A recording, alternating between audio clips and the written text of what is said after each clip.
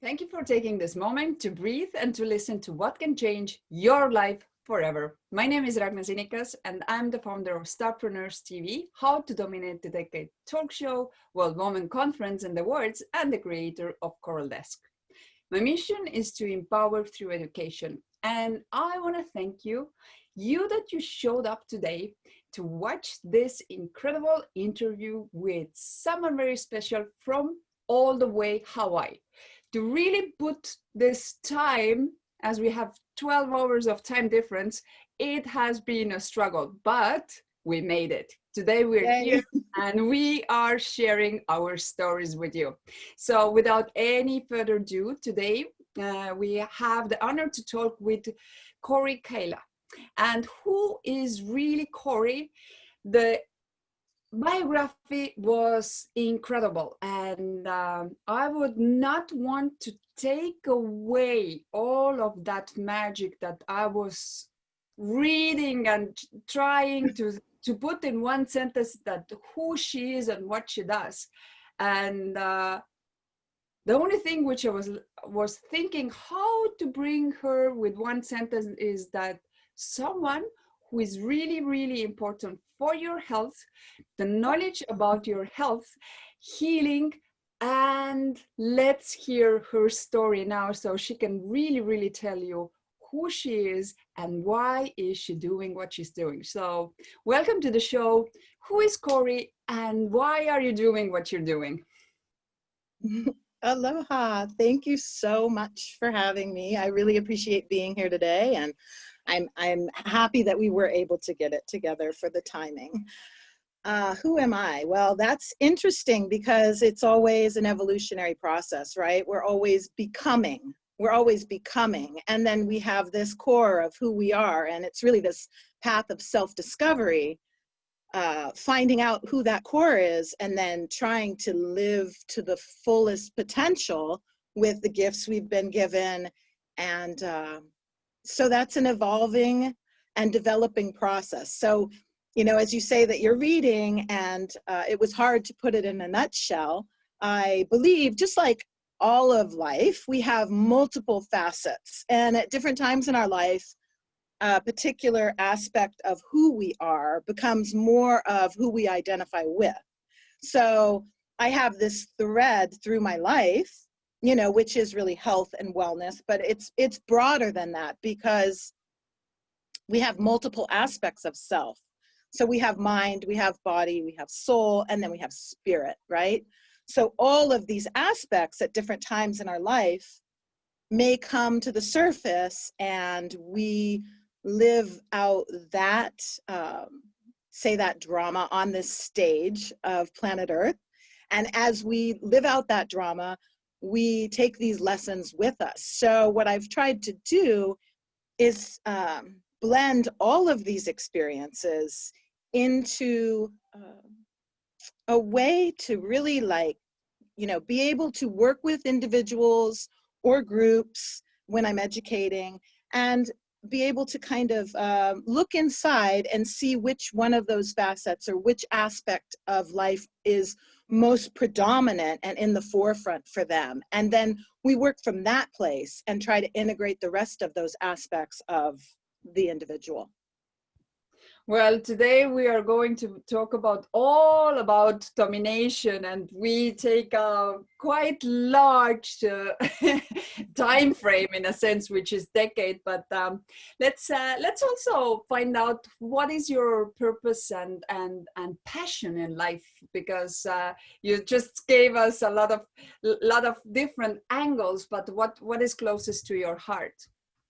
I think if I really, you know, go inside, what's closest to my heart is, of course, this planet and humanity, our interconnectedness and spirit, meaning everything that is, and our own, you know, getting really in touch with our soul and what our purpose is. So many people are really walking through life with these deep wounds, and every time we are wounded, we build a wall and we build another wall. And if we've been hurt in one area, or something traumatic has happened, or we have fear, we just, a lot of times, from small time, right? From when we're little children and we have a very subjective reality. We don't have a lot of experience with the world. We're not able to really pull in other information from the broader world. It makes these deep impressions on us. And so at a very young age, sometimes we build these defenses to protect our heart. And by the time we come into adulthood, many of us are so out of touch with our mission, our purpose, who we are internally because of these walls. So my passion is really helping people transform those walls and take those walls down and going into those dark places and transforming that into this loving energy that is, it belongs to all of us. That's the great divine. That is what we are made of, is this beautiful, loving energy that we have available to us, but we often don't tap into. So many people are seeking that in a multitude of areas, but really it's, if we can sit and be with ourselves and go within and feel that around us, it's always been there. We just have built up so much resistance because of painful experiences. So that's my passion. That's very true. But did you ended up helping people in those areas because of your own experience, or how did you really end up doing it and really understanding that, wow, okay, I think I have a talent in that, and I think that I really my passion is to help others to have the same type of momentum or aha what you had your own, or did you see someone having it? Okay, I came in with it. I was born with this passion to serve. I feel maybe the church, I was raised in the Catholic Church, those ethics and morals, maybe. I know I was fascinated with saints and I wanted to be a nun. And I had all of these ideas because I really just felt this beauty of this mission to have this heart to want to help and give. So I know that that was always there. I had this dream of, adopting all the puppies and kitties and all of the starving children and having a big farm. And I actually did have a little bit of a farm with that intention for about 10 years. Of course, it didn't end up working out the way I had thought. But, I did have a lot of trauma growing up. So I was deeply wounded, a rageaholic dad. I don't really like to talk too much because I love my family. I've healed a lot of that. But my mother was a severe alcoholic. And I was alone, an only child, and was, traumatized, quite a bit of trauma. I had I've had bouts with homelessness because of that trauma. And yet there's always been this sort of underlying belief and faith and hope that it was going to be okay. And what I've seen is that there's been people along the way that have come in and, lent a hand. I guess that's what I can say. There's been various teachers along the way that have kind of pointed the way. And I feel also that that was sort of my destiny as well. So with these multiple paths now at this point in my life, I was an actress. I went to school and studied philosophy. I finished in behavior science with a master's. I have studied psychology and I'm part of the International Psychology Honor Society. I'm also an ordained minister. So all of these facets now are coming together. And, I just started a talk show on a national news station. So that's really exciting. So it allows me to have a broader audience for these messages of, like, say, health and wellness. Because we are, this body, mind, soul, spirit, teaching that nurturing of all those aspects. So of course there's health and nutrition, and there's meditation, and there's exercise, and there's spiritual practice. So whatever that is for you, accepting that we're part of this bigger whole. And then as we work on ourselves, that ends up transforming everyone around us with this rippling effect, because we're able to hold that truth. And so others see that truth, and just being in contact with individuals that are really on that path to truth, we can help inspire others. So we usually have, as this show was born because of COVID, to be really honest, then we always touch the topic in a sense that what have you seen? What has changed, or maybe it's something that has now gone even deeper, or the problems have really escalated. What can you say from the health point of view? What do you see happening with people, and what could you say about like the common challenges or health challenges that people are having now? So much in my thinking is this dominance of this Western mindset, actually. In Descartes sort of created this. So we see the world through our, lens, our lens of the world. And so in the West, we had our Western philosophers. Descartes was a materialist, although, he believed in God. There was this separation that we are very mechanistic, that we are a machine, that we operate like an automobile. And this was very much in alignment with the Industrial Revolution. But this shifted our consciousness and our mindset and how we view the world, so that medicine has started to break all of these parts down. Even in the West, for example, medical insurance doesn't cover dental work, as though somehow our teeth aren't attached to the rest of our body or aren't necessary. And yet individuals can get these terrible infections that, can even go into the brain if you don't treat your dental infection, right? Or we just pull them out, then we can't chew, then we have another problem, we can't eat, right?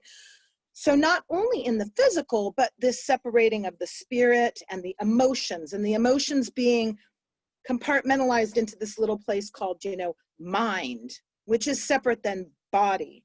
And that's not true.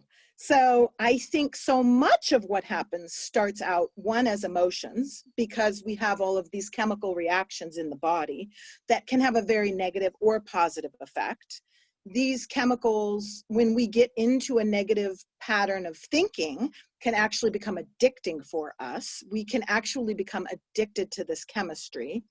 And then we have, again, like I said, these wounding, and then these behavior patterns. So diet, right? And then that's a whole other box of confusion, because there's all these different ideas about diet. But, really eating, well, even if I say wholesome, that's subjective. How do we define wholesome, right? But organic, pesticide-free, GMO-free, nutritionally balanced. Now you can go to a bunch of experts and ask that. So a lot of times I'll look to Ayurveda for nutritional ideas, because on top of all of this, we're individual, and our needs are individual based on our own bodies, right? But I think there hasn't, especially in the West, up until very recently, hasn't been enough emphasis placed on diet and the importance of nutrition, or what emotions can do to us. And then you throw hormones into all of that, and it can be a mess. And we don't, even as children, we don't necessarily, unless you're in a special ed class, I do have a master's in special education as well, where you're dealing with children who aren't able to necessarily identify and work with emotions. We don't do a lot of deep, heavy work with youth at these impressionable ages as to, what do I do with these emotions? I'm so sad. I'm so angry. What am I feeling? And so we can lead into these very unhealthy emotional patterns that start to program our brain in these very negative ways. So it's a matter of really kind of an entire overhaul. One of the things I do, I'm also a behavior scientist, is work with behavior patterns. So the brain is very, you hear about brain plasticity. It's this idea that we can rewire these synapses and what's going on and actually shift and change our brain. When we do that, our chemistry changes, right? So it's a very intertwined system, but even the changing of the thought patterns can change our physiology, because then the chemistry changes, the way that we're able to absorb nutrients and the way that we're able to even take in our food. If we have a very healthy diet and yet our emotions are misfiring, for lack of a better word, we're not even going to be able to access a lot of these nutrients, right? If we're totally blissed out, I mean, you see it with children, like they can eat, I don't know that it's fine.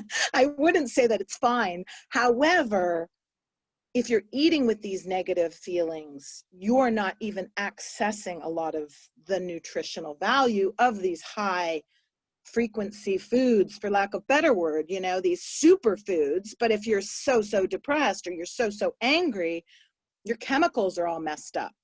So how much benefit are you actually getting? So in a sense, if someone is now listening and obviously recognizing that I have been under a lot of stress lately, my emotions most probably haven't been the most positive, what would you say, where to start? Like in order to, as you said, like you need to change your thoughts or beliefs. Sometimes we even know that sometimes we even need to act before we are able to really change our belief system. So where would you, I think a lot of people also feel overwhelmed because everything piles up. So what would you be your recommendations where to start to solve all of this? You bring up a very good point. So sometimes it's just that action of starting, right? Creating these new behavior patterns. They say it takes 21 days to change a behavior. Positive reinforcement is something I work with, right? So learning to give yourself positive reinforcement, that's a whole thing. So again, that's one of the things I work with, creating a behavior plan, integrating positive reinforcement. Because just taking that forward momentum, is a start. So it really is getting to that place of starting. The first emotion, well, love is really, the first thing. What does love mean? That's defining love. But before this pandemic, I was managing a really beautiful resort spa on the coast here. I'm also a massage therapist, an esthetician, and herbalist. So I work in, alternative healing. And so spa treatments are a wonderful way to give yourself love. But, we're dealing with a pandemic. So it really has to be a matter of self-care. So, sometimes just taking a warm bath and using some beautiful essential oils, and even 20 minutes, and giving yourself this positive feedback. Like, you are beautiful. I love you. I care about you. I'm nurturing you. This sort of practice of, especially as women, we're given, and men too now, men are getting a lot of it too. This idea that we're just this physical form, and these negative thought forms that we have about the way that we look.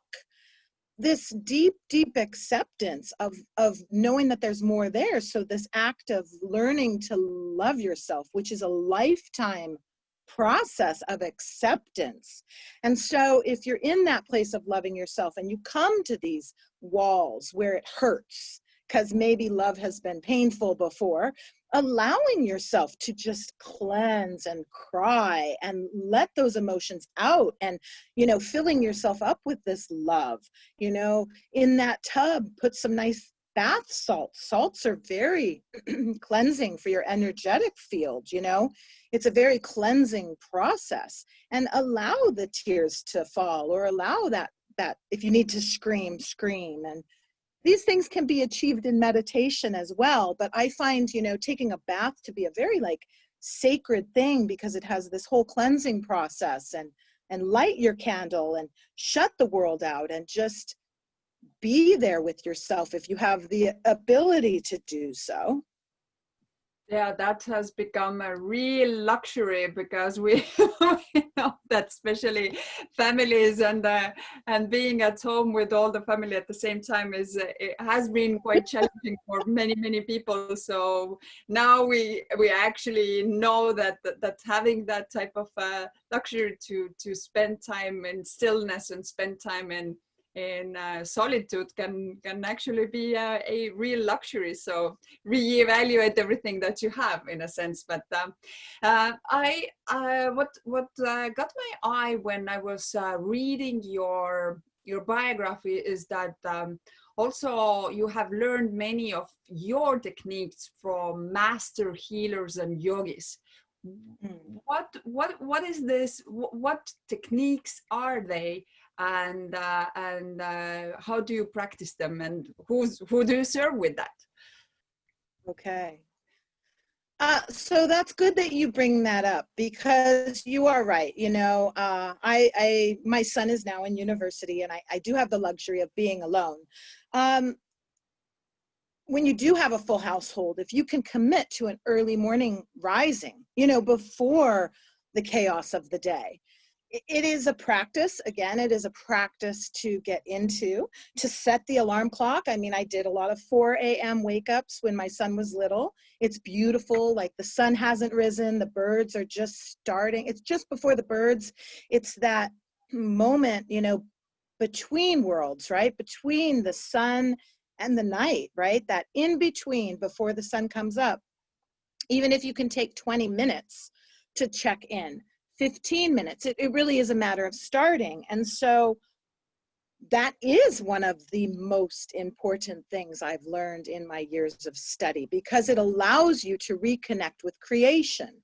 So breathing techniques are very essential. You know, as we breathe, we cleanse our system. I had a guest on my show last week who is a lymphologist and really working with this immune system, and the importance of how this breath works even on our lymph system. And our lymph system is responsible for our immunity, right?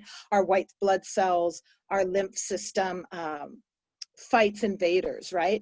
But because of the way that the lungs are situated and the way that that pressure from deep inhalation like stimulates this system, it is this very cleansing process. It helps us to transmute or transform energy.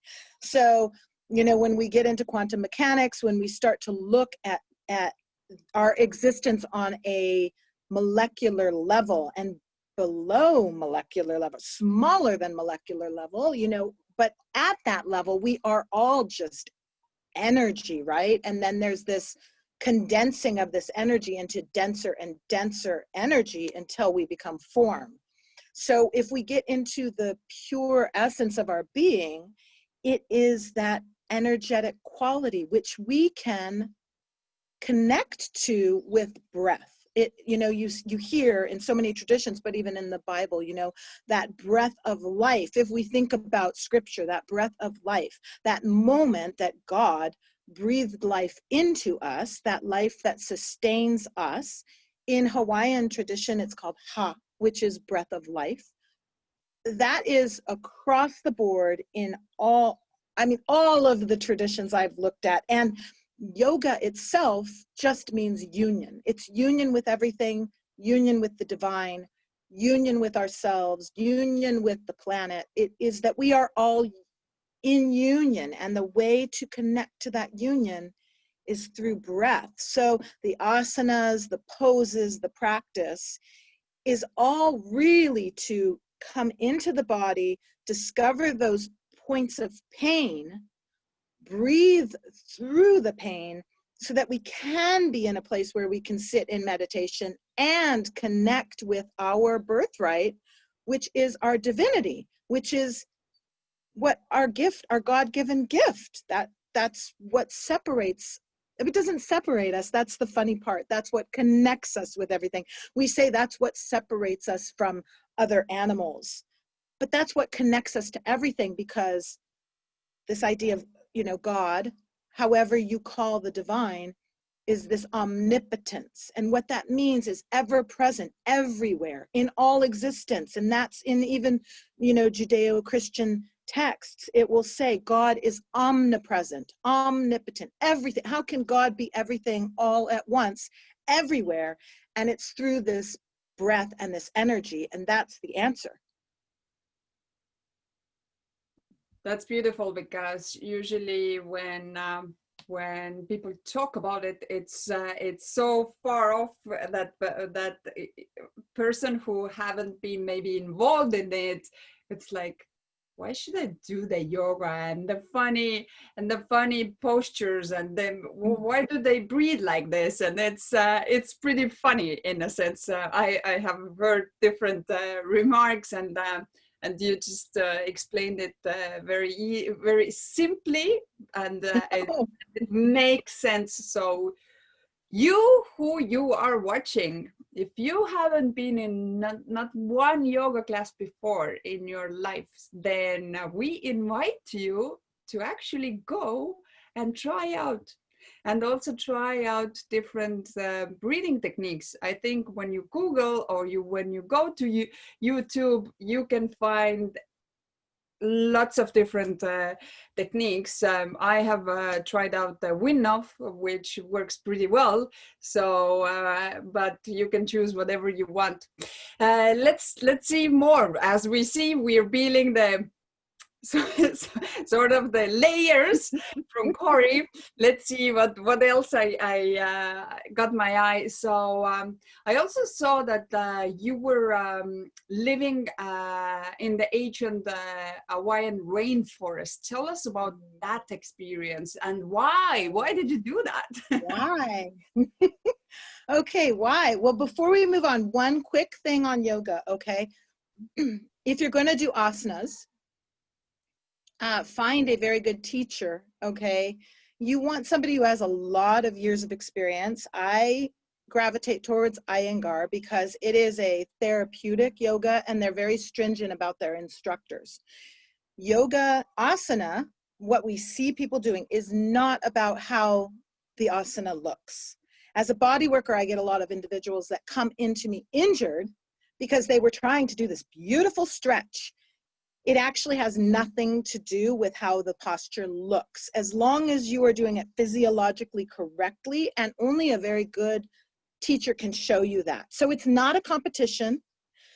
When you bring up the breath is, so if you think about Lamaze, right, and childbirth, and these labor pains, and then they give you these breathing to move through the pain, that's what that breathing is, right? So that's what that breathing is in yoga. It's to move those places of pain. And you really do need a very well-versed, unless you're a dancer or you've been an athlete, you want to make sure that you're not trying, oh, I'm going to do this crazy headstand or twist, and then you come into me with your broken back. So you want to know that your instructor, that's why I say Iyengar, because it's a therapeutic yoga. So really know where your body is. If you want to go to that place of pain in that proper posture, not a place of pain because you're tweaking your back, trying to look like the girl on the cover of Yoga magazine. So I just want to point that out because it's very important. And yoga is everywhere. So really research, just like you want a good doctor, a good dentist, a good body worker. Make sure your instructor has the chops before you don't want to put yourself in harm's way and then just be totally counterproductive. Okay, so the rainforest in Hawaii, again, that comes from my dream. So my mother grew up in the islands. So from a young age, I was going to come to the islands. She gave me the name Pi'ilani, which is a Hawaiian name. That was her best friend's name. And then I grew up dancing and surfing. I was in Southern California on the coast of, in San Diego. But it was my dream. I felt that my home was Hawaii. I had many, many dreams. I mean, about Hawaii, sleeping dreams, where I would see myself. And the farm in the rainforest, I was just called to the rainforest. I had wanted to do the farm with the children and all of the puppies and the kitties and create this beautiful sanctuary. And I think that is a little bit of a traumatic story for me, because I was forced to sell that property 2 years ago due to a multitude of factors. The sort of straw that broke that camel's back was when my partner kind of dug out on me. But there was a lot, and I started the land kind of pretty much on my own with my son, and he came into the picture later. I thought that we had this similar vision, and I think we probably did. He had a lot of growing to do. I had a lot of growing to do. But it was an ancient rainforest, and so the trees were 3,000-4,000 years old. I was about 10 miles from the crater of the most active volcano on the planet. I ended up, 2 years later, I can see where I ended up living out this archetype of this ancient Hawaiian legend of Hi'iaka and Pele. And Pele is the Hawaiian goddess of the volcano. I was very connected to that energy. So I lived there for about 10 years. And when I moved there, the crater collapsed at that point. And so the lava filled up into this big calabash, is what they would call this bowl of light that was in the puka hole center of Halemaumau crater, which is the big crater at the top. There's Kilauea Iki, which is this big crater, and then there's Halemaumau, which is this little puka or hole inside that crater. And that shelf collapsed about within a month of me moving there. It filled up, and it was very meaningful. I really connected with that energy. There were a lot of kumu teachers, spiritual teachers, kahuna, that I connected with. I worked in the volcano area in that rainforest, doing a lot of healing work. I studied la'au, which is Hawaiian medicine. I studied fish medicine, which is down in the water, with traditional Hawaiian healers. I was blessed to be there. I had this beautiful spiritual ceremony with my partner, at midnight by the crater. It was full of lava, so there was this red glow, and we had these ancient ohia trees, which are an endemic species that are only here in Hawaii. Sorry, my cat was scratching out there. I don't know. I hope you didn't hear that. There's a box she likes to dig on. I had this ceremony, at midnight. Like I said, it was misty and the lava was glowing. And I had this whole archetype I was playing out with my partner. And 2 years ago, another shelf collapsed and we had this huge eruption. So my son was in a school 2 miles from a 40-mile-an-hour lava river. The sky turned red.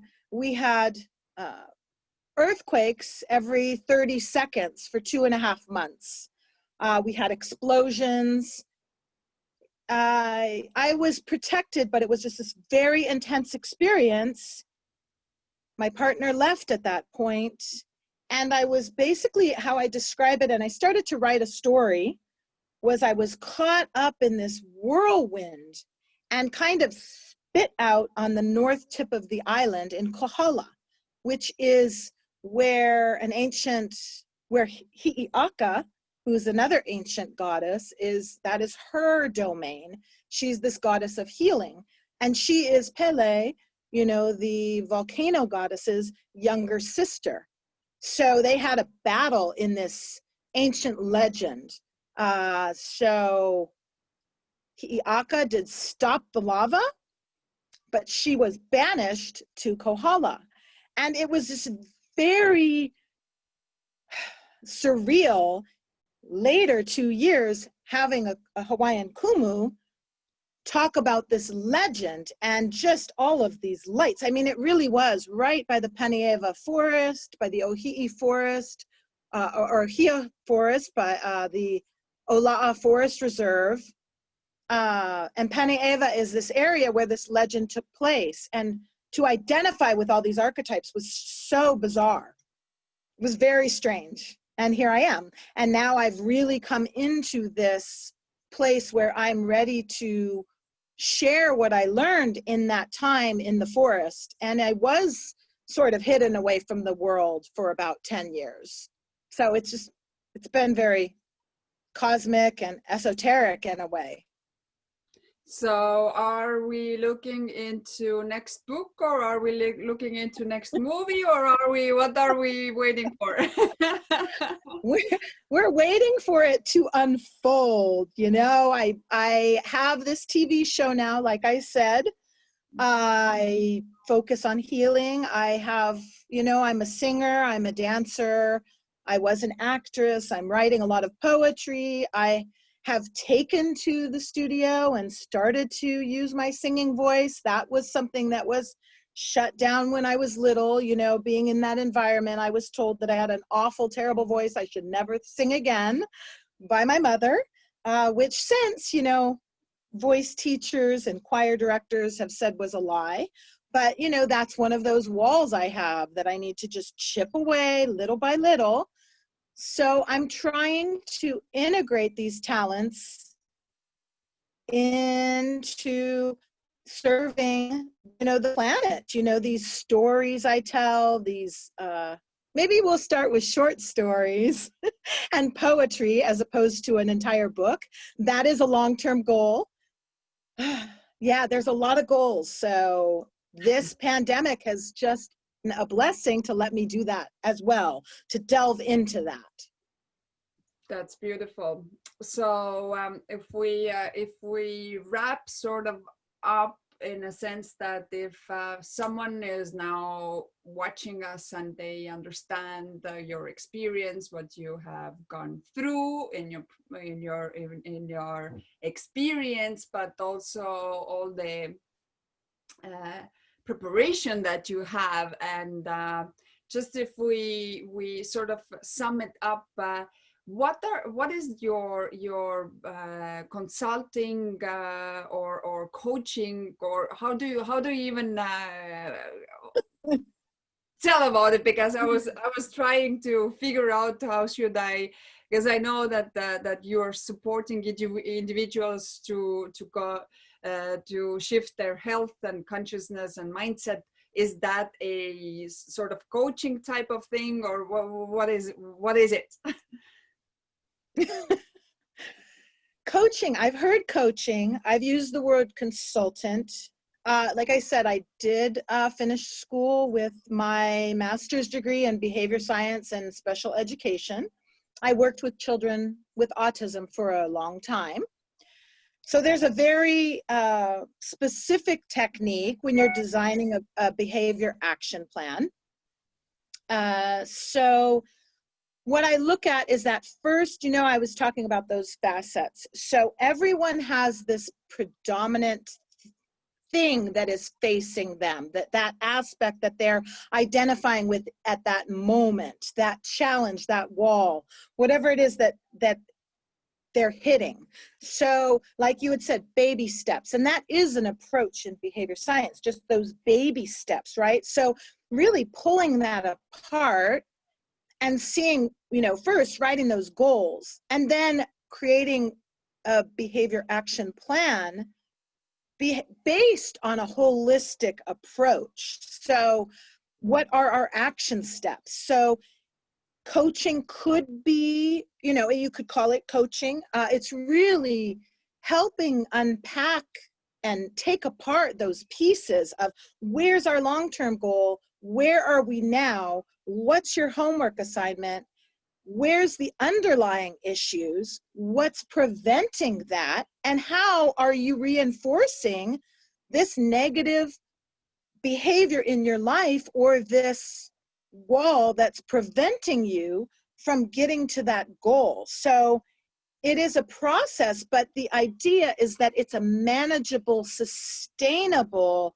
approach, as opposed to just, I'm going to do it and I'm going to push through it and I'm going to force it because I want that end result.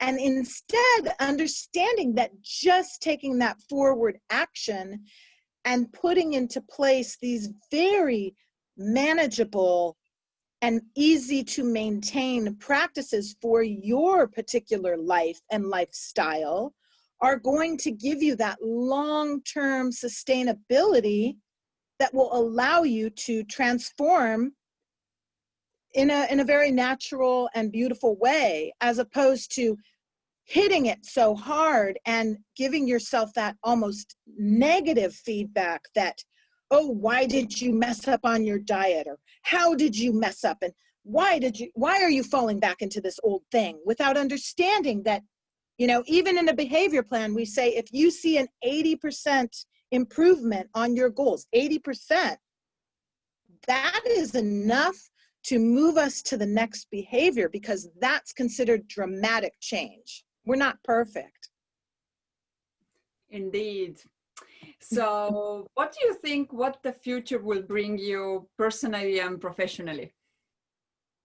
Oh, yeah, it's an interesting thing. I am open to the universe unfolding. I have hopes, you know, I hope that I am able to, you know, really just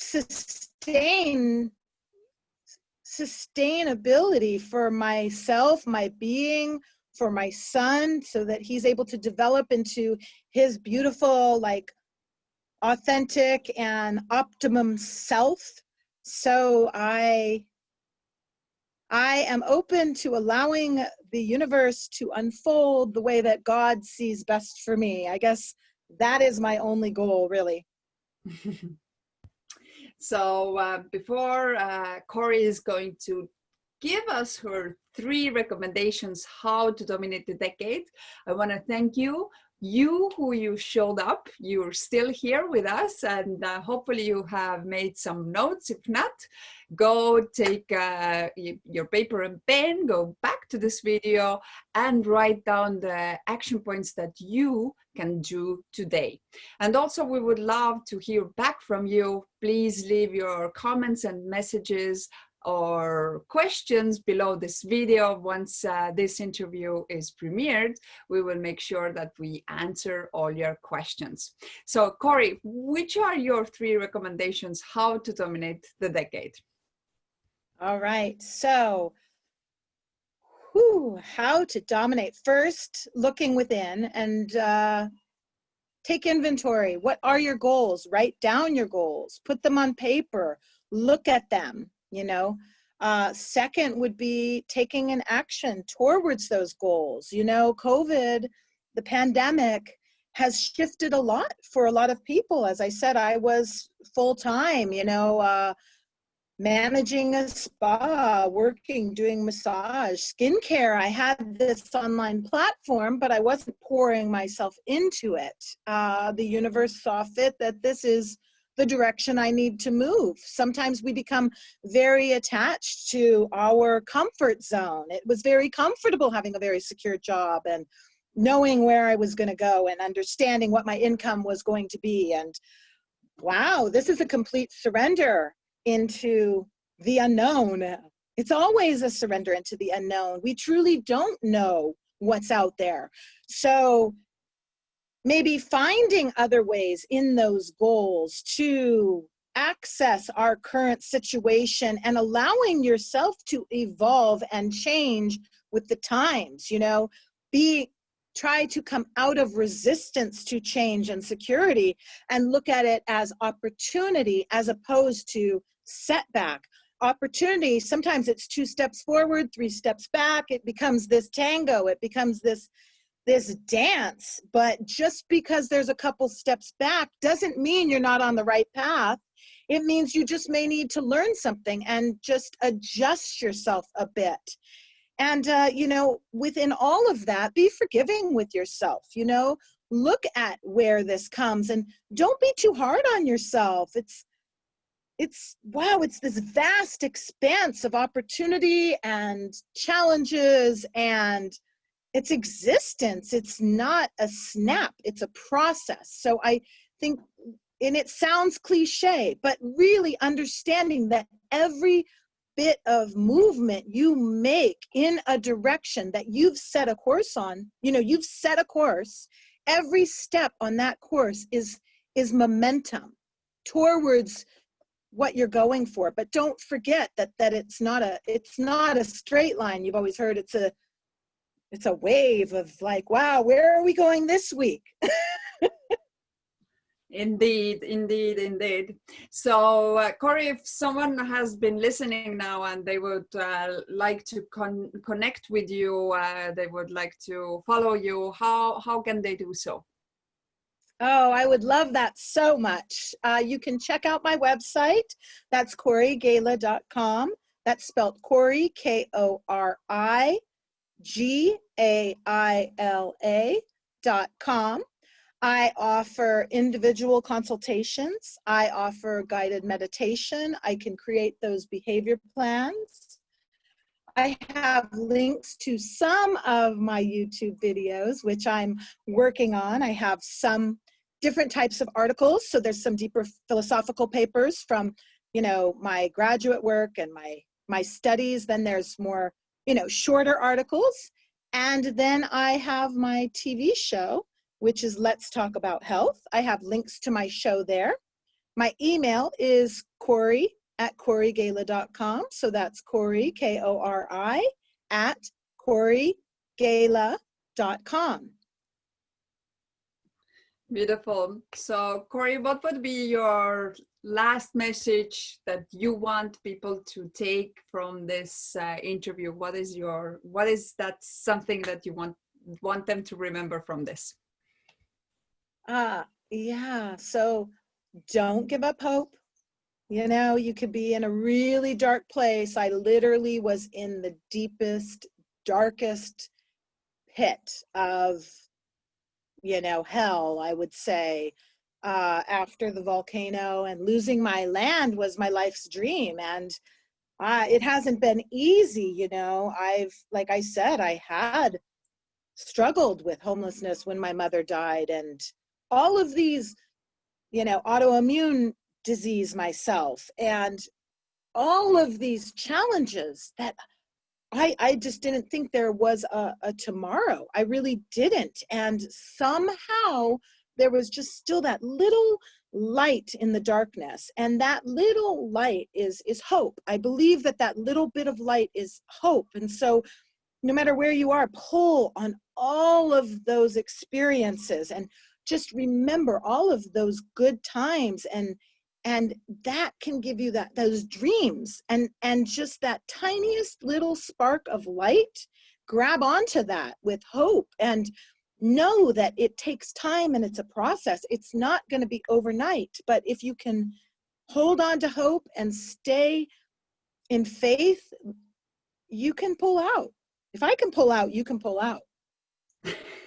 If I can do it, you can do it. So I want to thank you for taking this time to be with us here today. I'm very happy that we finally managed to match the time zones, and we made it happen.